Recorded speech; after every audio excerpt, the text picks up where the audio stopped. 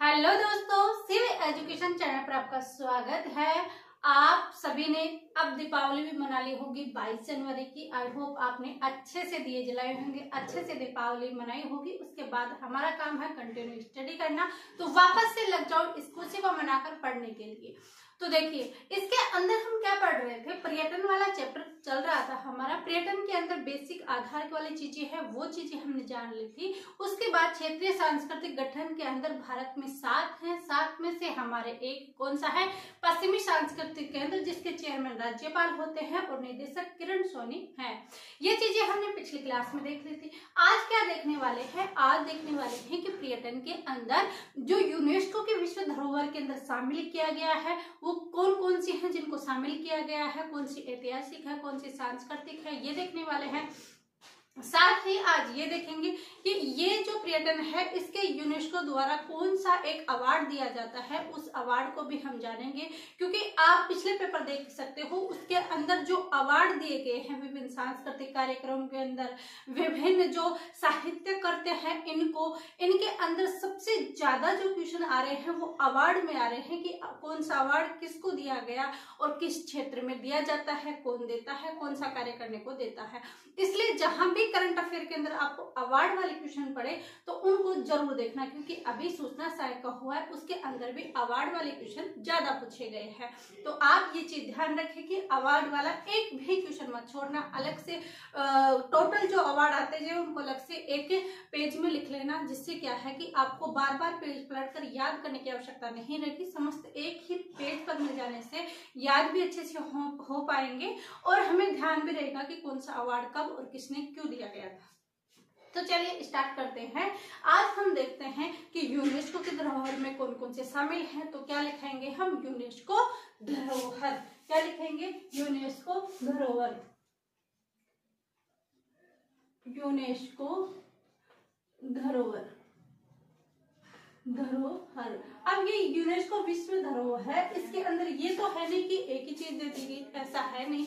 फिर क्या है, इसके अंदर सांस्कृतिक के अंदर अलग देते हैं, ऐतिहासिक के अंदर अलग देते हैं। तो हम देखते हैं कि ऐतिहासिक जो स्थल हैं उनमें कौन कौन से क्षेत्र शामिल है, यानी कौन कौन सी जगह हैं जिनको ऐतिहासिक के अंदर शामिल किया गया है। तो एक तो ऐतिहासिक के अंदर आ जाएगा, पहला हम देखेंगे ऐतिहासिक स्थल।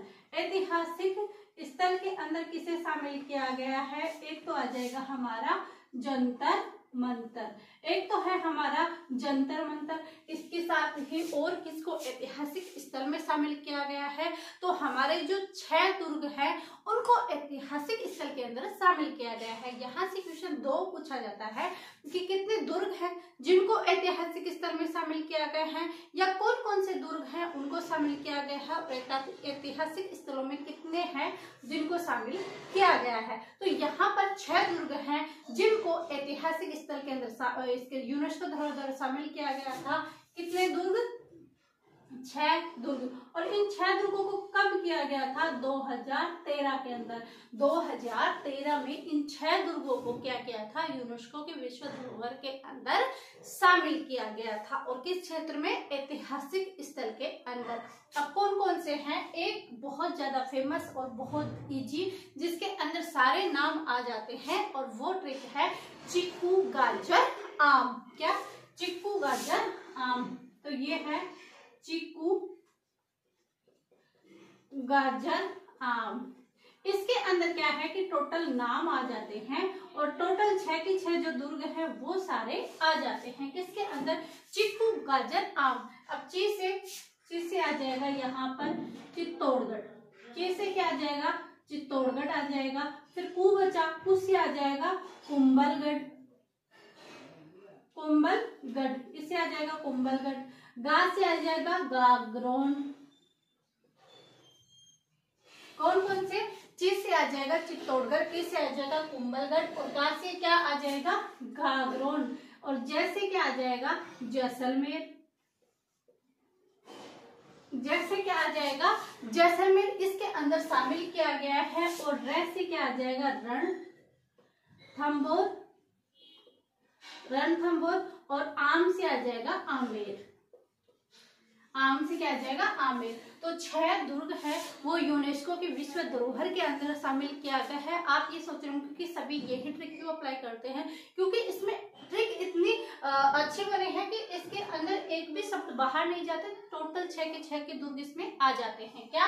चिक्कू, गाजर, आम, ची से, चित्तौड़गढ़ को से, कोमलगढ़ गा से, गागरोन जैसे, जैसलमेर से, रणथंभौर आ से, आमेर। ये 6 तो ये हो गए, एक जंतर मंतर हो गए। टोटल 7 ऐतिहासिक स्थल है जिनको क्या किया, यूनेस्को धरोहर में शामिल किया गया।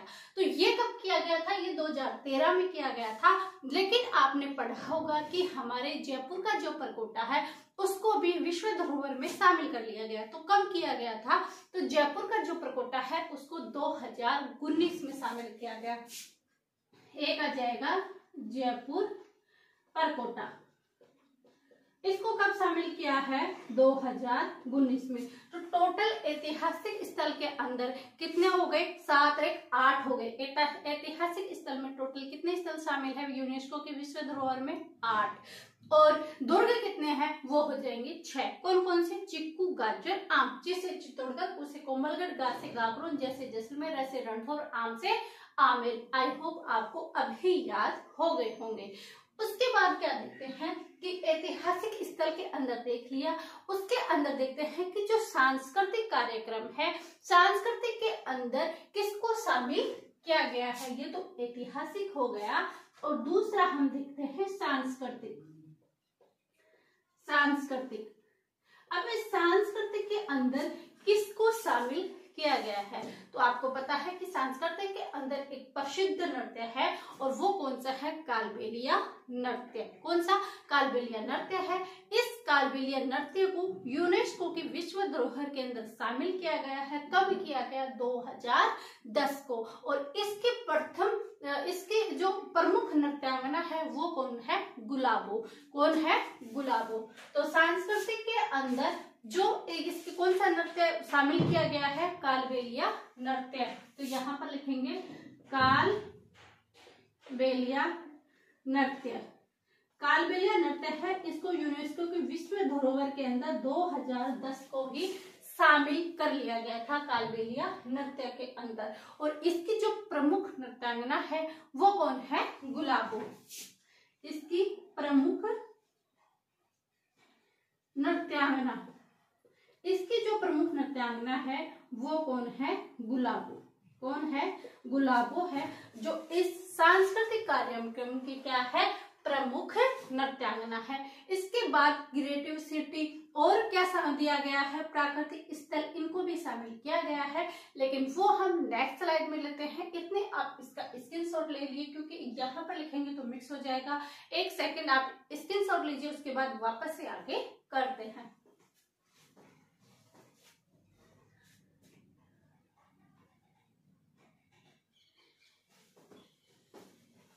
आई होप आप सभी ने स्क्रीनशॉट ले लिया होगा। उसके बाद हम नेक्स्ट देखते हैं।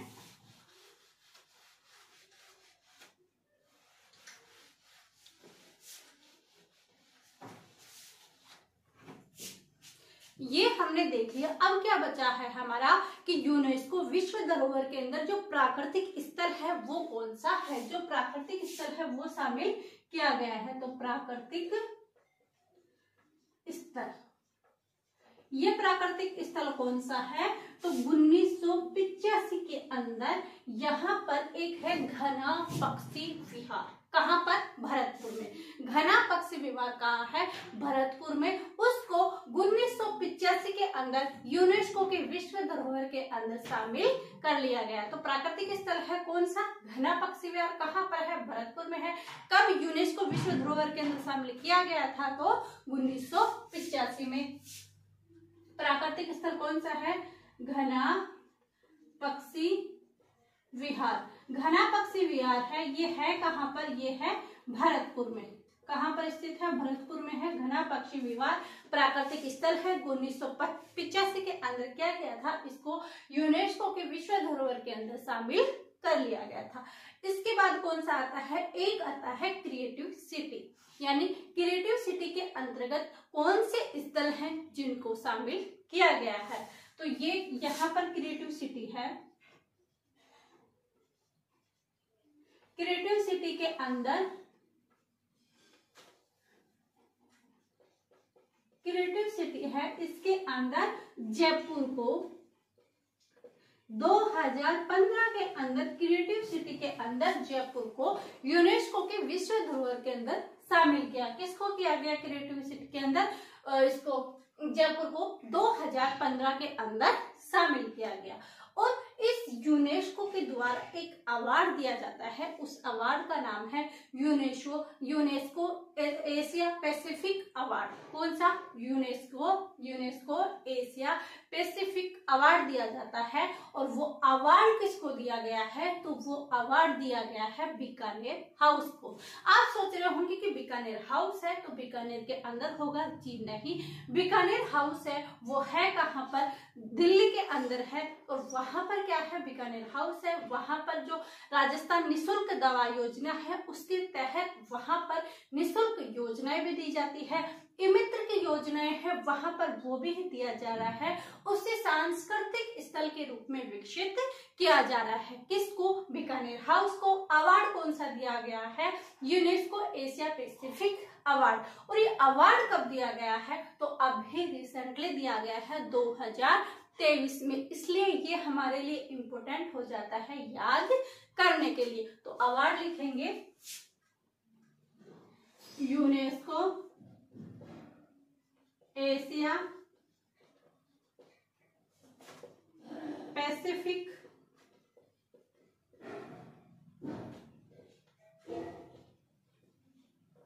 अवार्ड। क्या लिखेंगे? UNESCO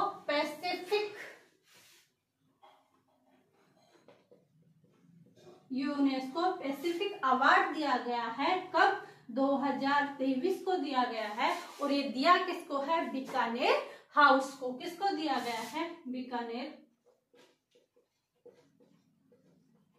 house. कब? 2023 के अंदर बीकानेर हाउस को अवार्ड दिया गया था। किसके लिए दिया गया था? कि बीकानेर हाउस के संरक्षण के लिए। किसके लिए? बीकानेर हाउस के संरक्षण के लिए, यानी सांस्कृतिक संरक्षण के लिए। तो बीकानेर हाउस है कहाँ? न्यू दिल्ली के अंदर है। और किसके लिए दिया गया था? सांस्कृतिक संरक्षण के लिए। किसके लिए दिया गया था? सांस्कृतिक संरक्षण के लिए।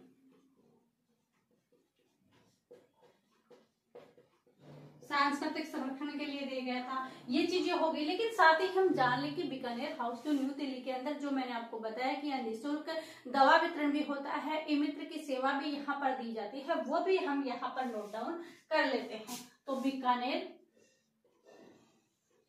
हाउस, और ये बीकानेर हाउस है कहाँ? न्यू दिल्ली के अंदर। कहाँ है बीकानेर हाउस? न्यू दिल्ली के अंदर है। और यहाँ पर क्या है? ये किसके लिए किया जा रहा है? सांस्कृतिक रूप को विकसित करने के लिए किया जा रहा है। सांस्कृतिक